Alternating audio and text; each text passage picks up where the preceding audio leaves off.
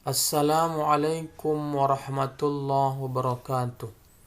Alhamdulillah wassalatu wassalamu ala rasulillah wa ala alihi wa ashabihi wa mawala amma ba'd. Anak-anak Bapak yang dirahmati dan dicintai oleh Allah Subhanahu wa taala, adapun materi pembelajaran kita hari ini itu tentang seni budaya tradisi Islam di Nusantara. Adapun strategi pembelajarannya adalah guru menjelaskan langkah-langkah kegiatan dan tugas yang harus dilakukan siswa. Siswa berdiskusi untuk berdiskusi tentang dasisi halal bihalal, dugderan, kupatan, grebek besar dan sekaten. Siswa melaporkan hasilnya. Yang pertama, guru menjelaskan langkah-langkah kegiatan dan tugas yang harus dilakukan siswa. Siswa berdiskusi untuk berdiskusi dan mengapresiasi tradisi halal bihalal dengan dugderan, kupatan, grebek besar dan sekaten. Dan yang ketiga, siswa melaporkannya. Adapun konsepnya adalah seni dan tradisi Islam.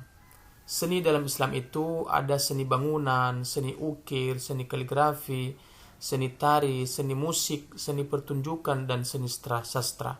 Sedangkan tradisi dalam Islam itu salah satunya adalah halal bihalal, dugderan, sekaten, grebek besar, dan kupatan. Seni tradisi Islam. Agama Islam merupakan agama yang menyukai keindahan atau seni. Dengan demikian, seni tidaklah dilarang oleh ajaran Islam. Namun kesenian dalam Islam harus tetap memperhatikan keluhuran budi dan moral dan menjaga aurat. Oleh karena itu, kesenian yang tidak mengindahkan norma-norma dan norma moral, maka tidak diperbolehkan dalam Islam. Seperti pornografi dan porno aksi.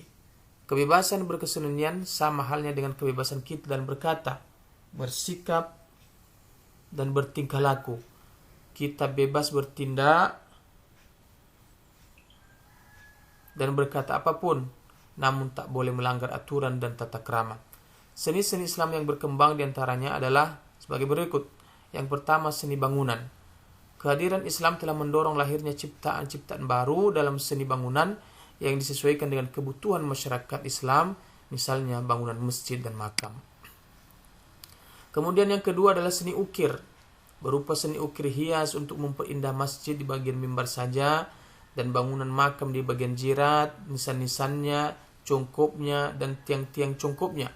Seni ukir hias itu antara lain berupa daun-daunan, bunga-bungaan, bukit-bukit karang, dan pemandangan. Yang ketiga, kaligrafi. Kaligrafi adalah seni menulis indah dengan merangkaikan huruf-huruf Arab atau ayat-ayat suci Al-Quran sesuai dengan bentuk yang diinginkan. Kaligrafi sebagai motif hiasan dapat dijumpai di masjid-masjid kuno seperti ukiran-ukiran yang terdapat pada Masjid Jepara. Yang keempat, seni tari. Di beberapa daerah di Indonesia terdapat bentuk-bentuk tarian yang berkaitan dengan bacaan salawat. Misalnya, pada seni rebana diikuti dengan tari-tarian zipin, bacaan salawat dengan menggunakan lagu-lagu tertentu. Yang kelima, seni musik atau seni suara. Dalam kebudayaan Islam kita juga mengenal seni musik berupa rebana, hadrah, kasidah, nasyid, dan gambus yang melantunkan lagu-lagu dengan syair yang islami. Kita mengenal grup atau kelompok nasyid dan kasidah seperti Bimbo, Nidaria, Nasidaria, Raihan, Senada, Debu, dan sebagainya. Di zaman sekarang, lantunan lagu-lagu Islami tidak hanya diiringi musik rebana saja, namun juga diiringi band anak-anak muda seperti lagu-lagu yang dikumandangkan oleh grup band Ungu, Gigi, dan grup band yang lainnya. Yang keenam, seni pertunjukan berupa pagelaran wayang kulit yang merupakan perpaduan kebudayaan Jawa dengan unsur-unsur keislaman. Bagi orang Jawa, wayang bukan hanya sebagai tontonan, tetapi juga tuntunan karena syarat dengan pesan-pesan moral yang menjadi filsafat hidup orang Jawa. Yang ketujuh, seni sastra. Seni sastra yang berkembang pada zaman Islam umumnya berkembang di daerah sekitar Selat Malaka, yaitu daerah Melayu dan daerah Jawa. Kemudian yang kedua adalah kebudayaan tradisi Islam. Yang pertama, halal bihalal.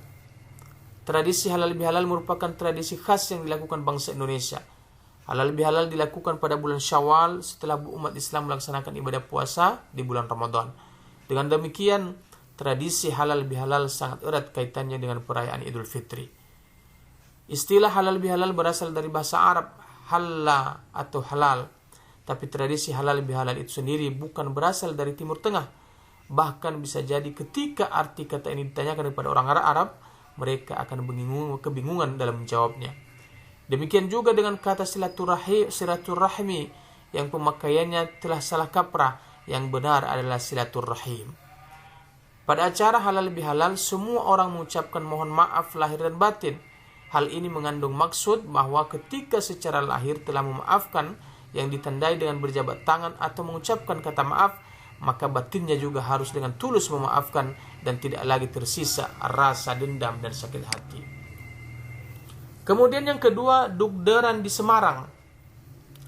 Tradisi dugderan merupakan tradisi khas yang dilakukan oleh masyarakat Semarang. Dugderan dilakukan untuk menyambut datangnya bulan puasa. Tradisi dugderan diawali dengan pemberangkatan peserta karnaval dari Balai Kota Semarang.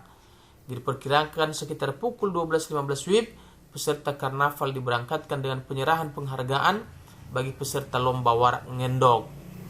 Untuk memeriahkan acara tersebut juga menampilkan warak dugder. Selanjutnya iring-iringan karnaval menuju Masjid Kauman Semarang. Ritual dugderan akan dilaksanakan setelah sholat asar yang diawali dengan musyawarah untuk menentukan awal bulan Ramadan yang diikuti oleh para ulama. Setelah itu Kanjeng Bupati Semarang atau Wali Kota Semarang dan Gubernur bersama-sama memukul beduk, kemudian diakhiri dengan doa. Dalam rangka menyambut tradisi dugderan ini, masyarakat Semarang berduyun-duyun menyaksikan karnaval ini yang dimulai diberangkatkan dari Balai Kota, Gajah Mada, Gendingan, kemudian terakhir Simpang 5. Dalam acara ini biasanya dipentaskan tarian jipin yang dibawakan oleh 100 penari dari Semarang dan Demak. Kemudian yang ketiga adalah sekaten di Surakarta. Tradisi sekaten dilaksanakan setiap tahun di Keraton Surakarta sebagai wujud mengenang jasa-jasa dari Keraton terhadap perjuangan Wali Songo yang telah berhasil menyebarkan tuntunan Nabi Muhammad SAW untuk kepentingan dakwah oleh para wali di Demak. Kelahiran Nabi tersebut diperingati selama seminggu dari tanggal 5 sampai 15 Rabiul Awal.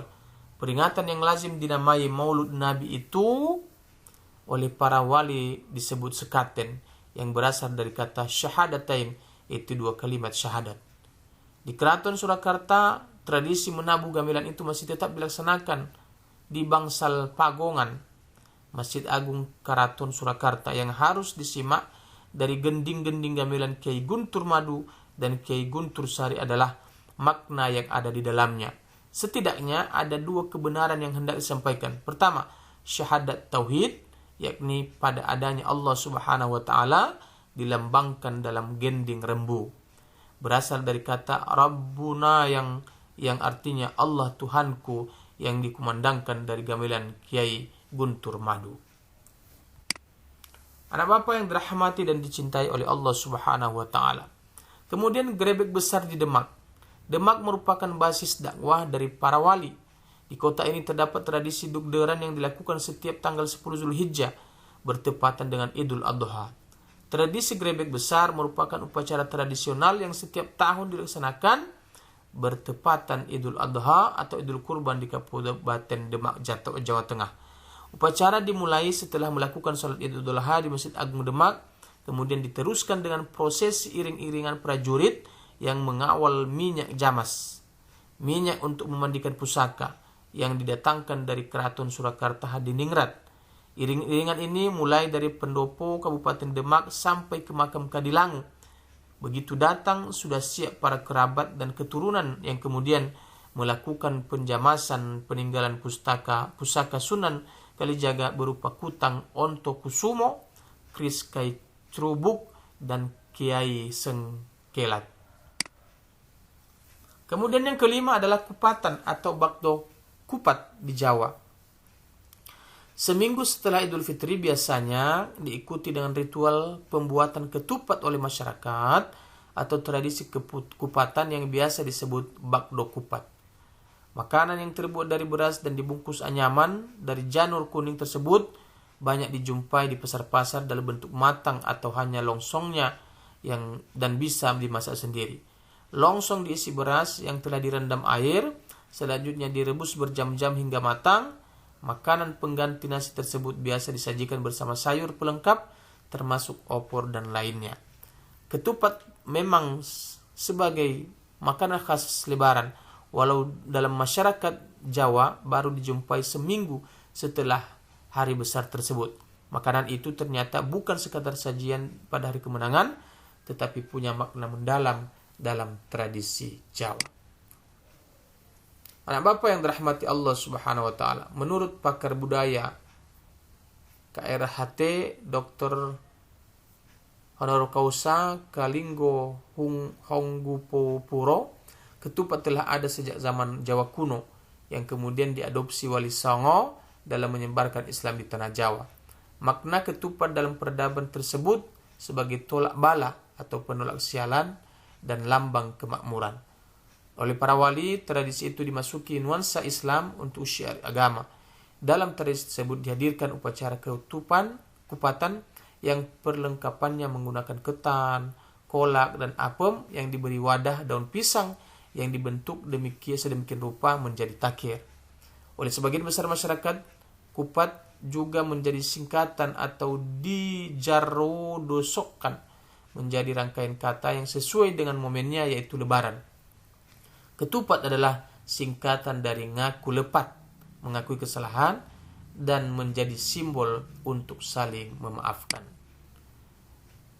Anak-anak Bapak yang dirahmati dan dicintai oleh Allah, itulah penjelasan tentang tradisi Islam di Nusantara. Mudah-mudahan dengan materi yang telah kita sampaikan ini, anak Bapak dapat memahami bagaimana seni budaya dan tradisi Islam Nusantara yang selama ini kadang-kadang kita tidak paham tentang tradisi-tradisi Islam tersebut. Demikianlah pembelajaran kita pada hari ini. Mudah-mudahan Allah ridhoi kita. Wabillahi taufiq hidayah. Wassalamualaikum warahmatullahi wabarakatuh.